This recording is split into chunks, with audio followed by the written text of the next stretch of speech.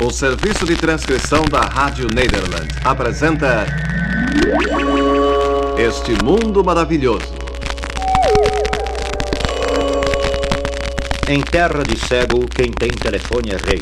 Não é nada disso. O ditado é, em terra de cego, quem... Acontece que neste mundo maravilhoso em que vivemos hoje em dia, até os ditados estão sofrendo modificações. Ah, é?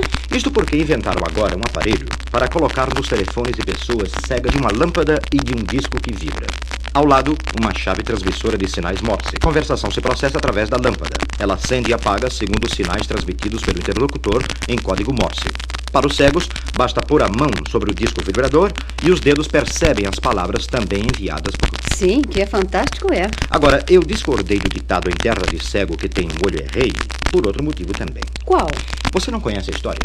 Não, que história? Bem, é quase uma fábula, mas a mensagem é maravilhosa também. Como é que é? Bem, a história conta que um homem se perde na selva e vai parar numa aldeia de índios onde todo mundo é cego. Ninguém pode ver. Ele é acolhido e quer se casar com a filha do rei.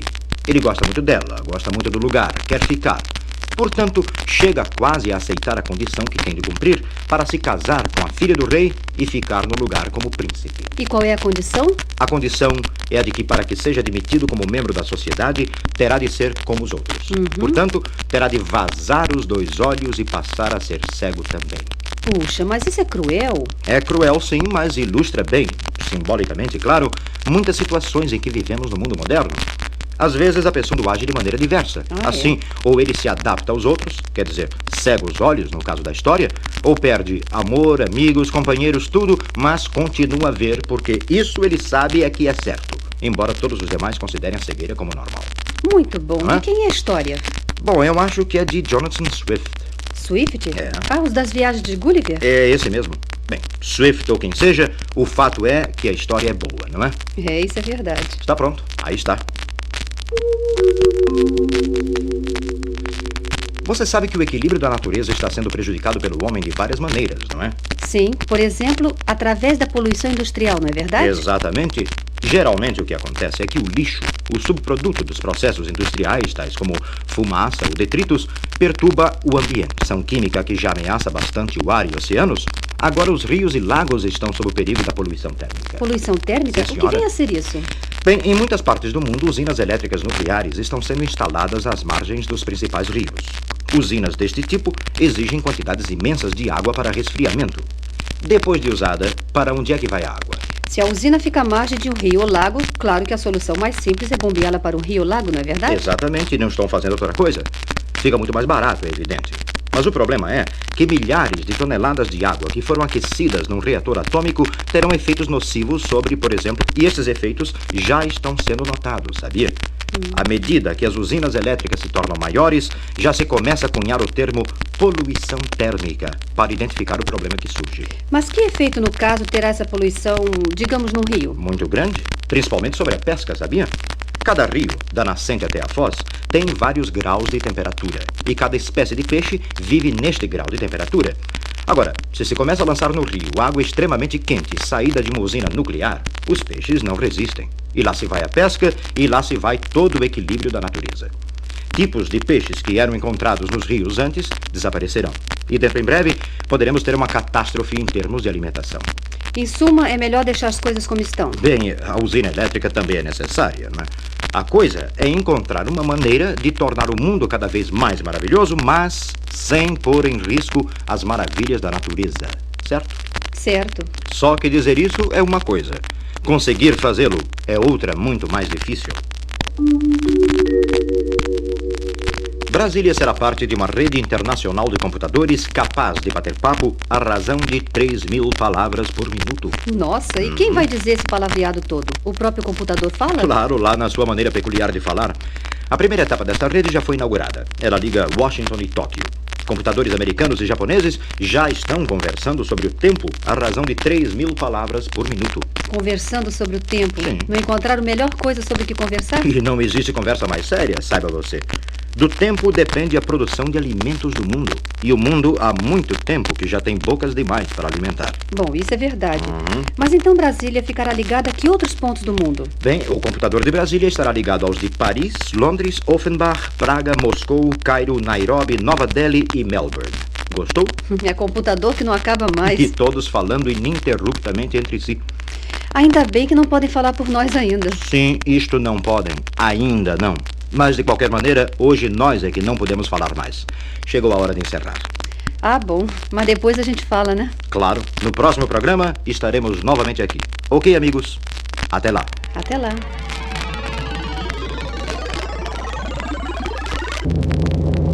Encerramos mais um programa da série Este Mundo Maravilhoso. Uma oferta do serviço de transcrição da Rádio Nederland com seus estúdios em Hilversum, na Holanda.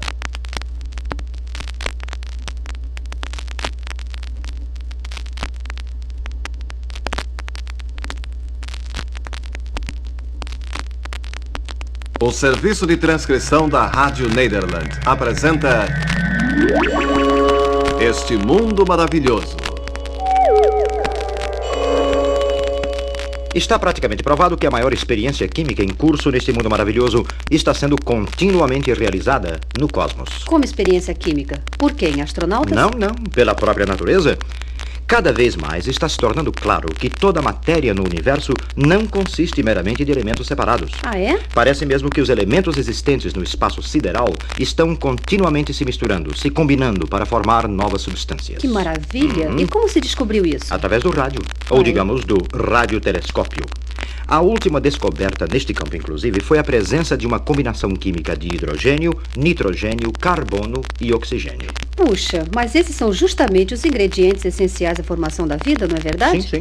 Com um punhado de hidrogênio, nitrogênio, carbono e oxigênio, se formou a primeira vida na Terra, inclusive a vida humana. Quer dizer que a vida... Isso mesmo. Quer dizer que a vida não é, em definitivo, exclusividade do nosso planeta. Pode perfeitamente existir vida em Deus sabe quantos outros lugares além da Terra. Escuta, mas que aspecto toma a matéria resultante desta química espacial? Como que aspecto? Você está pensando em seres vivos flutuando pelo espaço, é? Bem, não sei, eu estou só perguntando, não Olha, é?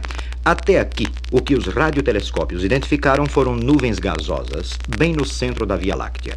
E estas nuvens de gás contêm exatamente os 4 ingredientes básicos de que falamos antes. Os temperos essenciais para se produzir uma vida. Exatamente, disse-o muito bem.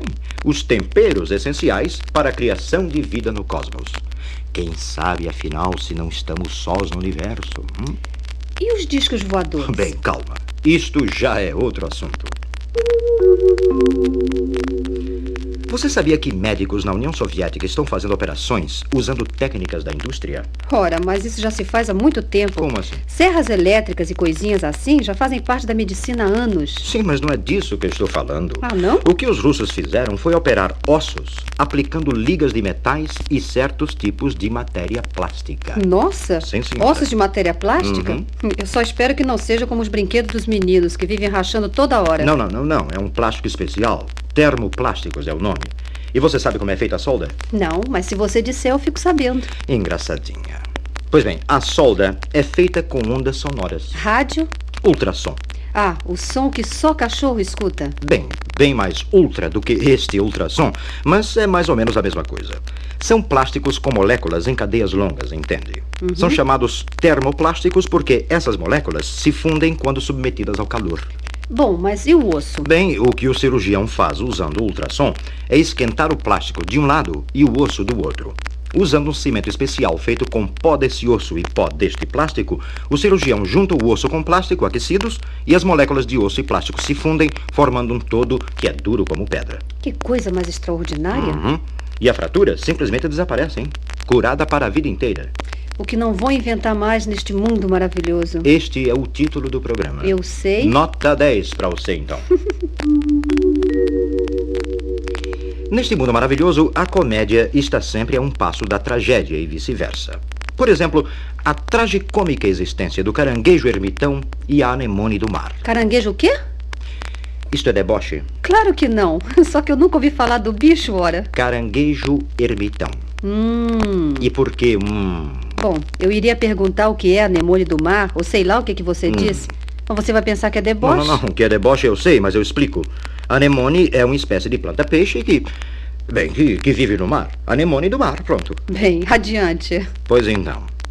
O fato é que o caranguejo ermitão não tem concha, não é? ele não tem uma armadura para se proteger. Caranguejo sem concha é camarão. Você quer parar de debochar? Mas ora essa. Como eu dizia, antes de ser tão rudemente interrompido, a anemone do mar... Anemone marítima não seria melhor? A anemone do mar vive de carona agarrada na concha do caranguejo ermitão. Mas você não disse que caranguejo ermitão não tem concha? Disse, mas ele rouba a concha dos outros. Como assim? O caranguejo ermitão, e aí é que entra a tragédia, deixa eu contar a história, passa a vida procurando caracóis do mar. Marítimos. Do mar.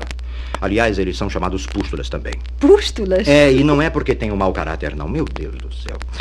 Mas, enfim, o caranguejo ermitão que não tem concha procura um caracol do mar que tem concha. Come o caracol e ocupa a sua concha. E aí é que entra a comédia. A anemone do mar anda de carona em cima da casa do caranguejo ermitão. E por que o caranguejo ermitão não come anemone do mar? Já vereis, porque a anemone é o melhor amigo que o caranguejo tem. Já o maior inimigo do caranguejo ermitão é o polvo. Polvo do mar. Não. Todo polvo é do mar, não é? Mas, enfim, o polvo tem como prato predileto caranguejos que vivem em casas de caracóis. Não diga. O polvo faria com o caranguejo ermitão aquilo que ele faz com o pobre caracol. Só que o quê? Só que se a coisa de que polvo tenha medo é a anemone do mar. Ah, é? E por quê? Bem, porque ninguém sabe, mas é sabido que os polvos fogem em pânico toda vez que veem uma dupla formada por caranguejo ermitão e anemone do mar. A dupla fatal? Hein? Assim como Zorro e Tonto, Mandrake e Lotar, Batman e Robin, Pelé e Tostão? Ah, não. Com essa eu acho melhor encerrar, Mas sabe? por quê? Amigo ouvinte, olhe, tenha paciência, ouviu? E até mais. Mas, meu Deus do céu, afinal de contas, um caranguejo ermitão e uma anemone marítima? Anemone do mar, não é marítima, não já falei. Mas que diferença faz uma diferença imensa. Você... Encerramos mais um programa da série Este Mundo Maravilhoso. Uma oferta do serviço de transcrição da Rádio Nederland com seus estúdios em Hilversum, na Holanda.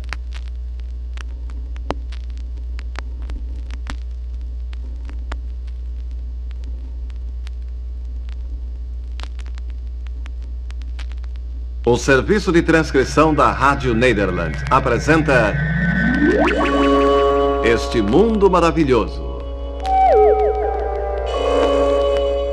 Um meteorologista norte-americano crê que o mundo pode estar marchando para uma nova era glacial. Ah, é? É, mas ao contrário das eras do passado remoto da Terra, esta não será um fenômeno natural.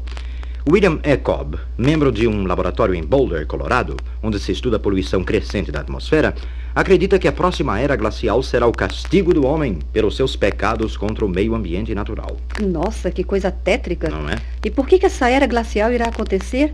Que crimes são esses para serem punidos com tanta crueldade? Bem, um deles, para citar apenas um exemplo, são os 50 milhões de toneladas de poeira lançados constantemente ao espaço. Esta poeira não deixa o campo de gravidade da Terra, mas também não volta ao chão. Ela fica suspensa durante muito tempo acima de nossas cabeças. E claro, estas camadas densas impedem cada vez mais a passagem do Sol. Ah, compreendo. Aham. Daí a queda da temperatura na Terra e a nova era glacial de que você falava. Isso mesmo. O meteorologista norte-americano calcula, inclusive, que a temperatura média da Terra poderá diminuir até mesmo em 10 graus. Quer dizer que um lugar com temperatura média de 25 graus passaria a ter temperatura média de 15? Exatamente. E, por exemplo, para certos tipos de vegetação, esta queda de temperatura seria fatal. Ah, é? Mas haveria ainda outra complicação mais grave. A presença de tantas partículas sólidas na atmosfera, claro que afeta a condutividade elétrica, não é verdade? Exato, mas isso ocorre no mundo todo? Quero dizer, o Brasil também está arriscado a passar por isso? Bem, no hemisfério sul, onde felizmente a industrialização ainda não chegou aos extremos do hemisfério norte, a condutividade elétrica da atmosfera continua sendo hoje em dia mais ou menos a mesma de há 50 anos. Ainda bem, bom para nós. Escutem os pobres seres desenvolvidos, entre aspas, é claro, do hemisfério norte. Qual a situação deles? É bastante pior, infelizmente.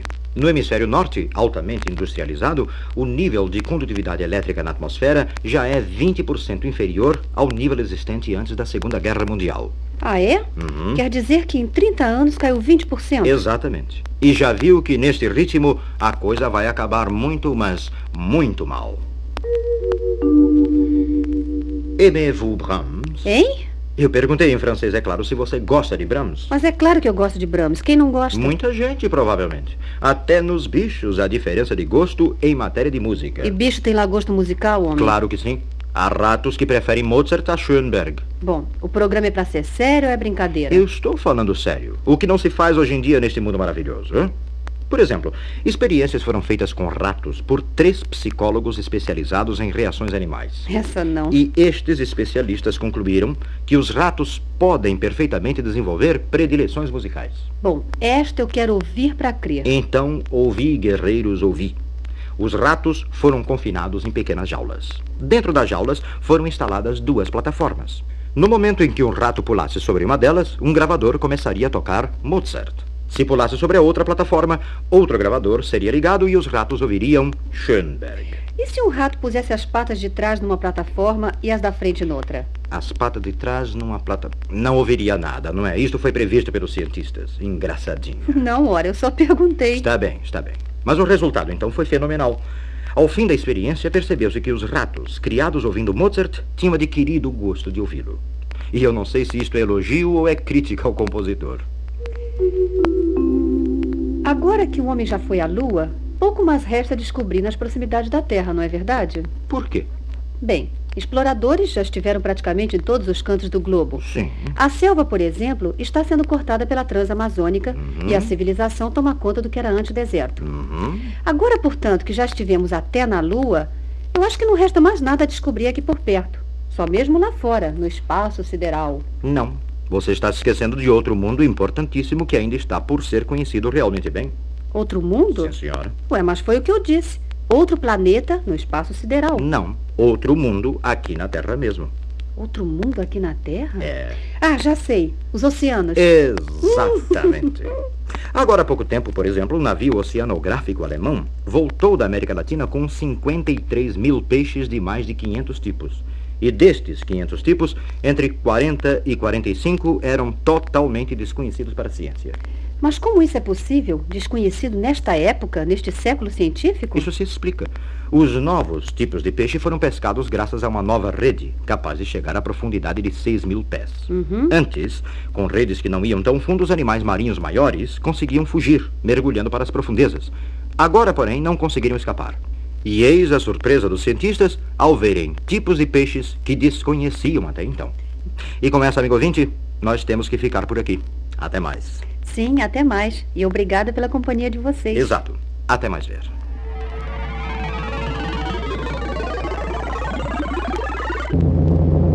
Encerramos mais um programa da série Este Mundo Maravilhoso. Uma oferta do serviço de transcrição da Rádio Nederland, com seus estúdios em Hilversum, na Holanda. O serviço de transcrição da Rádio Nederland apresenta Este Mundo Maravilhoso. Maravilhas são encontradas por este mundo de Deus praticamente a cada passo. Em Amsterdã, por exemplo, a cada instante, torres de Pisa parecem estar de pé por um milagre da ciência. Sim, é verdade. As casas de Amsterdã são estreitas e altas, como todo mundo está acostumado a ver, não é? Nas gravuras e pinturas que representam aquela linda. Pouca gente sabe. É o motivo por que as residências em Amsterdã são altas e estreitas. E mais que isto, são também inclinadas para frente. Muito bem, você está observando bem. E tem ainda por cima um gancho pendurado na fachada. Gancho? Gancho, isto você não viu. A história completa diz assim. Nos séculos em que Amsterdã foi construída, o preço dos terrenos era assombroso. E muito justo. Afinal de contas, terra na Holanda é algo que existe, porque o holandês muito do vivo arroba do mar. Exatamente. O fato é, portanto, que para economizar, os moradores de Amsterdã compravam o menor pedaço de terra que pudessem encontrar. Isto posto, construíam uma casa em cima do terreno. A casa, claro, tinha de ser muito estreita e alta. Sala no térreo, um quarto no andar de cima, outro no outro e daí por diante. Ah, mas ainda por cima a casa era inclinada para frente. Exatamente. E aí é que está a maravilha dos engenheiros, e então. Ou arquitetos, seria melhor dizer. A casa sendo estreita, portas e janelas eram estreitas também. Como entrar com os móveis, então? Ah, por isso o gancho. Exatamente, por isso o gancho. Na parte de cima da fachada da casa, punha-se um gancho. Por ele se passava uma corda. E a mobília era então içada pela fachada acima, entrando pelas janelas. A casa, inclinada para frente, evitava que os móveis batessem nas paredes, danificando pintura e janelas. Ah, esta então a explicação das casas estreitas e inclinadas de Amsterdã. Sim, são centenas, milhares talvez, de pequenas torres de Pisa residenciais que dão à cidade de Amsterdã o encanto especial que ela tem. Só não quero que me falte a danada da cachaça. Que isso, Walter? Isso é coisa que se diga pelo rádio? É, mas eu posso estar dizendo... Tá certo, num programa chamado Estiaça. E por que não? É sensato aconselhar os... Estou apenas dizendo que cachaça, ou menos pior, digamos, do que a cerveja. E que é isso assim? Bem, a ciência não para, não é? Sabe-se muito bem que qualquer tipo de bebida alcoólica, se se abusa dela, pode terminar matando. Bom, isso é verdade. A cirrose é uma doença bastante conhecida e dá cabo de uma pessoa da maneira mais horrível possível. Mas não é que os cientistas resolveram comparar as bebidas mais fortes e a cerveja para ver qual é que fazia mais mal? E então? Então, concluíram que na cerveja existe um ingrediente chamado estrogênio. Estrogênio? O que é isso? Bem, você devia saber melhor do que eu. É hormônio feminino? Quer dizer que o homem que bebe cerveja... Espera aí, também não se precipite nas suas conclusões, não é? Acontece que o ingrediente encontrado é o principal componente da pílula anticoncepcional. Nossa, mas isso pode ter consequências muito sérias, tanto para o homem quanto para a mulher. Também não é assim, porque os cientistas também concluíram que para sofrer efeitos maléficos, uma pessoa teria de beber 10 litros de cerveja por dia. Ah, bom. E isto eu duvido que tenha alguém que consiga fazer. Barulho, inimigo número 1 do homem. Barulho. Sim, senhora. Ora, existem doenças que são muito piores. Não. Às vezes são doenças que não se podem evitar, mas quem não pode controlar o barulho, não é assim? Bom, mas o barulho é tão perigoso assim? Muitíssimo. Mais que tudo, a neurose anda campeando pelo mundo afora devido ao barulho produzido nas grandes cidades, sabia? Exato. Embora a neurose pertença à especialidade da psicologia e da psiquiatria, outros ramos da ciência resolveram investigar as suas origens também. E o barulho foi considerado uma das principais motivações da neurose. A solução, então, é procurar não fazer barulho? Sim, senhora, em primeiro lugar. Agora, se isto for realmente impossível, como em certas indústrias, em certas fábricas barulhentas, né, o uso de material isolante também funciona. Por exemplo, uma liga de cobre e manganês foi agora encontrada que funciona lindamente bem. Ah, é? Ela corta o nível do barulho a proporções que não fazem assim tanto mal. Bom, o importante, porém, é manter o silêncio, Exatamente. se possível. É quase isso. É falar baixo, é pôr silenciadores novos no carro e principalmente na motocicleta, é não bater com portas e coisinhas assim, né? Como nós vamos fazer agora, aliás. Agora? É. O que nós vamos fazer? Nós vamos ouvir o encerramento do nosso programa. E você já percebeu a musiquinha suave e não barulhenta que nós resolvemos escolher? Exato. Então, amigo, até mais. Até a próxima vez.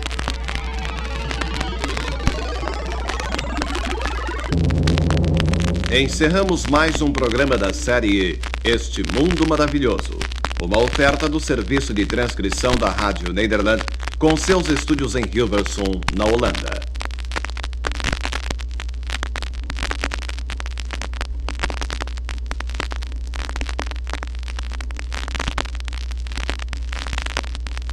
O serviço de transcrição da Rádio Nederland apresenta Este Mundo Maravilhoso.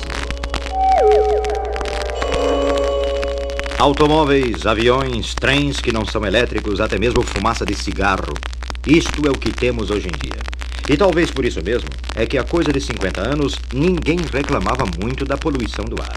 Mas, além disso, há 50 anos não havia equipamento para registrar e calcular o grau de poluição do ar como existe hoje em dia. Sim, por isso, inclusive, os especialistas de hoje que lidam com o assunto não têm meios para comparar o grau de poluição do planeta hoje com a poluição existente há 50 anos. Quer dizer, não existem dados precisos que se refiram a tanto tempo atrás, não é assim? Pelo menos este é o caso, usando-se meios diretos, não é? Existem meios indiretos, então? Sim. Descobriu-se que é possível ter uma ideia sobre as condições atmosféricas de há 50 anos. Ah, é? É. Usa-se uma técnica chamada espectroscopia. O espectro de uma fonte de luz longe da Terra contém várias linhas negras, não sei se você sabe. Linhas negras? Exatamente. São chamadas linhas de absorção. Elas indicam a presença de certas substâncias no espaço entre a fonte de luz e o posto de observação aqui na Terra. Fascinante. Pois é. Agora, já são conhecidas as características de um grande número de substâncias que poluem o ar aqui na Terra, não é? Estas substâncias também têm um grau de absorção. Ah, sim. Quer dizer que se tira uma fotografia de uma fonte de luz no espaço, a foto é batida daqui da Terra. Exatamente. As linhas negras que aparecem na fotografia indicam o nível de poluição do ar no meio do caminho, não é isso? Bem, em termos muito simples, é isso sim. Agora, o melhor é que fotografias como estas já eram tiradas em 1910. Então, comparando as de hoje com as de 1910, sabe-se se o ar ficou mais ou menos poluído, não é isso? Exato. E, inclusive, pode-se identificar se novas substâncias que não poluíam o ar em 1910 o estão poluindo hoje em dia. E então, Então, o quê? o que foi que se descobriu? Bom, para isso você tem de esperar um pouco mais. A experiência ainda não acabou. Está sendo feita este ano, em 1971. Ah, que pena. A paciência, minha cara, é uma virtude que infelizmente está desaparecendo neste mundo maravilhoso também. Este mundo é cheio de maravilhas, não é? Mas o Sol parece que tem maravilhas ainda mais. O Sol? Sim.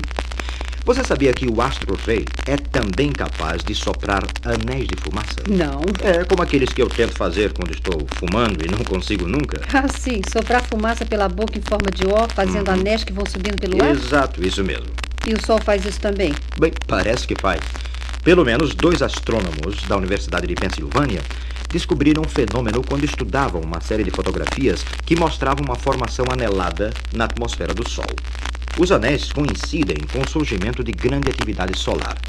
Nesse momento, uma grande quantidade de plasma incandescente é emitido pelo Sol, e este plasma se transforma em anéis ao deixar o Sol. E anéis de que tamanho? São pequenininhos, umas 13.000 milhas de diâmetro apenas. Nossa! Pois é, e os anéis de fumaça desaparecem no espaço cósmico, afinal. É, você tem razão. Se este mundo é maravilhoso, meu Deus, o que dizer do espaço, então? Só que eu nunca pensei que o Sol também tivesse mania de fumar. Dó, mi, sol, dó. Que isso, rapaz? O programa já está no ar. Mas os ouvintes me desculpem que eu sei. Primeiro porque nós já somos amigos, eu espero. E segundo porque quando eles souberem o motivo, vão cantar ao lar também. Que isso, assim? O negócio é que todos nós nos lembramos dos tempos de infância, quando chegávamos em casa e o afinador estava lá para afinar o piano da sala. Não é assim? Ah, eu me lembro do meu. Era um velhinho tão simpático, com ouvido que faria inveja ao Simonal. Em geral, eles têm um ouvido muito bom. Agora, saiba que, infelizmente, ele morreu. Morreu? Morreu. Ou então está por pouco já. Ele e todos os afinadores em escala mundial. Sabe por quê? Não. O negócio é que a Universidade Técnica de Delft, é uma cidade aqui na Holanda, inventou uma caixa preta eletrônica. E essa caixa preta eletrônica é capaz de fazer melhor o trabalho que o seu velhinho simpático fazia no piano de sua casa há muitos anos, eu poderia dizer, não? Nem tantos assim, que isso. Está bem, nem tantos assim. Mas não tenha tanta pena do velhinho, não, porque, claro, a caixa mágica identifica a corda que está fora de tom, mas aí é preciso chamar o afinador do mesmo jeito. É ele quem tem que regular o piano até a caixa preta ficar satisfeita com a afinação. Ah, bom, assim é melhor. Que é, porque nem mesmo o computador substituirá o ser humano, mesmo que seja apenas um afinador. Walter, é hora de acabar. Ah, já? Que pena. Bom, amigos, até mais. Até mais.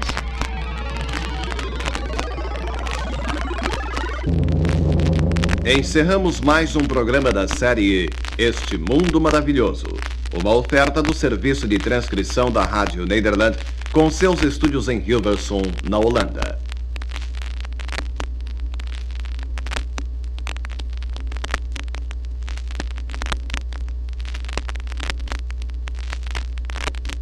O serviço de transcrição da Rádio Nederland apresenta Este Mundo Maravilhoso. Computadores, automação. O fato é que a vida humana se torna cada vez mais mecânica. Como assim? A ficção científica tem mostrado, minha cara, perspectivas amedrontadoras da época em que o homem será um escravo de mecanismos complicados e poderosos como um deus. Mas isso é exagero, não é verdade? Olha, às vezes a gente nem sabe.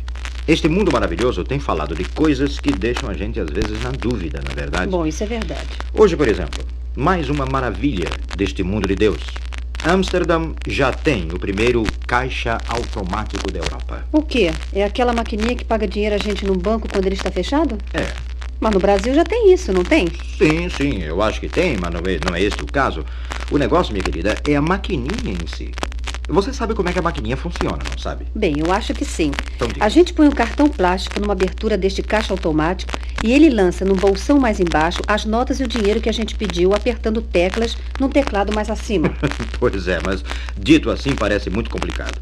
O fato é que é simples, e na verdade simples demais. Novamente, é a máquina que praticamente faz tudo sozinha e a gente mal entende o que é que ela fez. Bem, isso é verdade. Aham. Ou a gente entende a máquina e manda nela, ou ela acaba mandando na gente. Exato, sabe as palavras? E ainda sobre o mesmo tema. Dentro de mais 4 anos, o Japão pretende inaugurar o primeiro estaleiro inteiramente computarizado e automático. Prescinde completamente do elemento humano. Puxa, isso já é mais sério. Um estaleiro fabricando navios de milhares de toneladas não é uma maquininha para pagar dinheiro no banco. Pois não é o que eu dizia? O Japão já lidera o mundo na fabricação de supernavios-tanque, os petroleiros, etc. Pois estes superbarcos serão no futuro construídos automaticamente. Máquinas de calcular eletrônicas orientarão automaticamente o traçado e o corte das placas de metal para o casco, controlarão o dimensionamento dos componentes estruturais e dirigirão a montagem dos setores da embarcação. Puxa, mas isso não vai deixar muita gente desempregada? Bem, não no Japão, pelo contrário.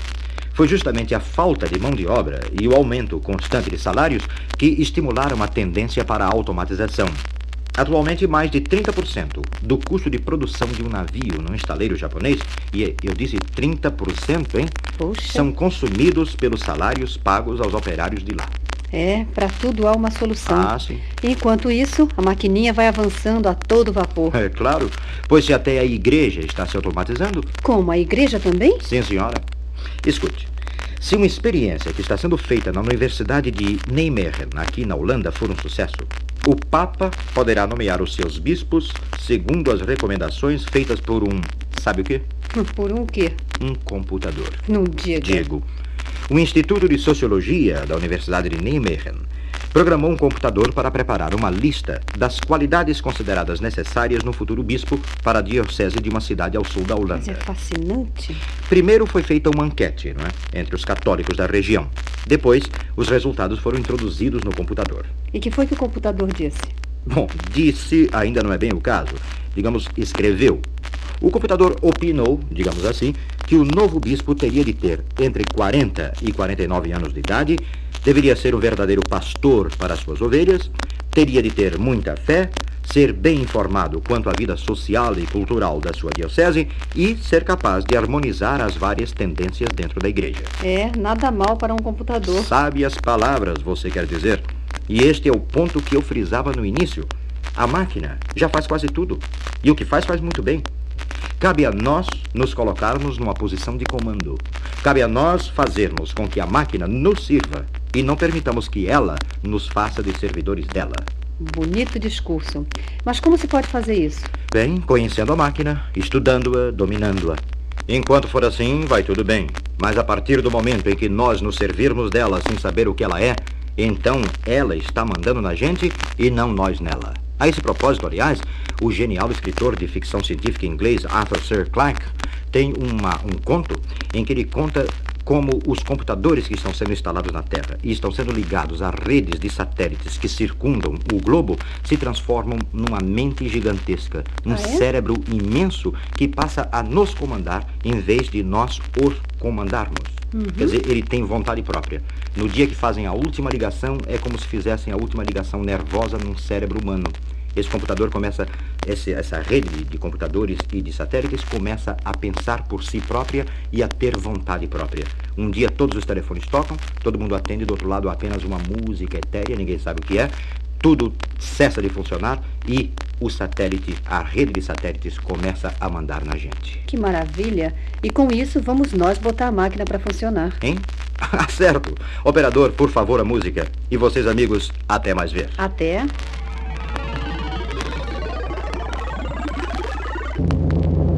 Encerramos mais um programa da série Este Mundo Maravilhoso, uma oferta do serviço de transcrição da Rádio Nederland com seus estúdios em Hilversum, na Holanda.